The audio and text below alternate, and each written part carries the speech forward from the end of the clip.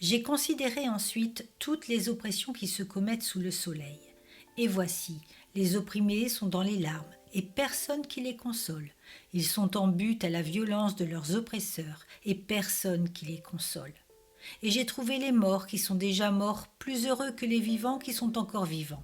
Et plus heureux que les uns et les autres, celui qui n'a point encore existé et qui n'a pas vu les mauvaises actions qui se commettent sous le soleil.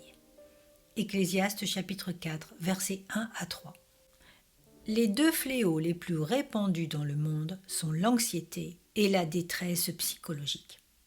La cause, c'est l'oppression qui submerge notre âme par l'image, la propagande politico-progressiste, les restrictions sociales, le harcèlement médiatique contrôlé par des pouvoirs mondialistes, la publicité, l'hyperconsommation incitative, et tout cela est un vaste lavage de cerveau, au point de n'agir qu'en fonction de l'extérieur pour nous rendre totalement esclaves de l'intérieur.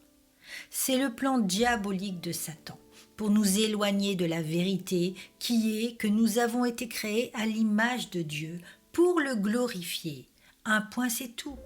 Salomon décrit dans ses versets un effroyable constat en proclamant « Et j'ai trouvé les morts qui sont déjà morts plus heureux que les vivants qui sont encore vivants. » À quoi sert-il d'être vivant si c'est pour être dominé par un esprit de mort qui nous opprime de tous côtés? L'angoisse, la peur, le découragement se régalent si vous tombez dans leurs griffes. Tout cela est la récompense de la chute dans le jardin d'Éden, qui, du libre arbitre accordé par Dieu à ce temps précis, nous a amenés à vouloir prendre sa place. Et le résultat ne s'est pas fait attendre. L'homme est incapable de gérer ses émotions et d'éradiquer le péché, et il court à sa perte. Est-ce la nature qui est mauvaise, les animaux ou Dieu? Non. C'est l'homme corrompu et influencé par Satan qui, à vouloir tout gérer, se prend pour Dieu et détruit tout. À l'heure où l'on nous parle de passe sanitaire, d'identité numérique, de passe écologique, de restrictions en tout genre pour la solidarité mondiale, de bruit de guerre, il est grand temps d'annoncer que le problème est tout autre.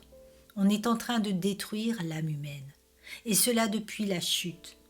La mission du peuple de Dieu est de le dénoncer et d'apporter la réponse qui est l'évangile de Christ. La catastrophe n'est pas sanitaire, politique ou écologique, elle est spirituelle. Et c'est la mission de tout chrétien né de nouveau d'annoncer la bonne nouvelle de l'évangile de Christ et de proclamer la repentance et le renoncement à notre propre nature pécheresse, qui est la seule réponse à l'oppression diabolique dont nous parle Salomon. Aux mauvaises actions qui se commettent sous le soleil, il faut répondre par celles qui se reçoivent sous la lumière de l'amour et de la sainteté de notre Créateur, Sauveur et Seigneur. L'oppression bat son plein avec des gouvernants assoiffés de pouvoir, des présidents achetés, devenus hystériques au point de vendre leur âme à des cercles occultes pour faire passer des lois qui détruisent toutes les valeurs du christianisme. Mes amis, il faut en être bien conscient, tout autant que Jésus nous demande de mener le bon combat, d'annoncer dans cette jungle humaniste diabolique la grâce que le Seigneur accorde à ceux qui se repentent. L'oppression est vaincue par la grâce de Christ et par la résurrection de l'âme. C'est la seule issue pour le salut des âmes. Peuple de Dieu, réveille-toi et lève-toi pour prendre les armes et pour participer au sauvetage des âmes face à l'oppression. Fini pour certains de se retrancher dans leur bunker spirituel. Sortez et brandissez le drapeau, la bannière de Christ vainqueur sur le péché et l'oppression satanique. L'heure est au combat pour la gloire de Jésus et de notre Père céleste. Nous sommes des soldats, ne l'oublions jamais.